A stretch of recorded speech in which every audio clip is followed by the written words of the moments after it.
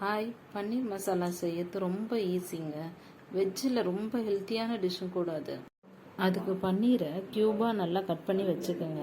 கொஞ்சம் எண்ணெய் விட்டு பன்னீரை பொரித்து எடுத்துக்கோங்க. அதே கடாயில் கட் பண்ண வெங்காயம், தேவையான அளவு பச்சை மிளகாய் போட்டு நல்லா வதக்கணும். அதோடு தக்காளி 2 சேர்த்து வதக்கிக்கலாம். வதக்கின வெங்காயம் தக்காளி எடுத்து பேஸ்ட்டாக அரைச்சி வச்சுக்கலாம். எக்ஸாம் டைம் பசங்களுக்கு ஸ்டார்ட் ஆகிடுச்சு. ஹெல்த்தியான டிஷ்ஷில் ஃபஸ்ட்டு டிஷ்ஷு பன்னீர் தாங்க இருக்கும்.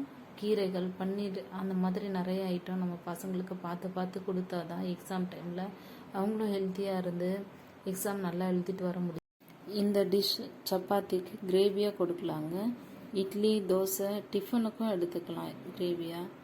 செம்ம டேஸ்டான ஒரு டிஷ் தாங்க இது. ஹோட்டலில் போயிட்டு நிறைய செலவு பண்ணி சாப்பிட்றதுக்கு நம்ம வீட்டிலேயே ஹெல்த்தியாக செஞ்சு சாப்பிட்லாம். இப்போ வெங்காயம் தக்காளி வதக்கி நம்ம நல்லா எடுத்தாச்சு. நம்ம கிரேவிக்கு தேவையான அளவு தண்ணீர் விட்டு கொஞ்சமாக மஞ்சத்தூள், மிளகாத்தூள், உப்பு தேவையான அளவு சேர்த்துக்கலாம். அடுத்து தாளிக்கிறதுக்கு தேவையான பட்டை, பிரிஞ்சி இலை, ஏலக்காய் போட்டு நல்லா தாளித்து அடுத்து அரைச்ச பேஸ்ட்டு, பன்னீர், காய்ந்த வெந்தயக்கீரையை சேர்த்தா பன்னீர் மசாலா ரெடி.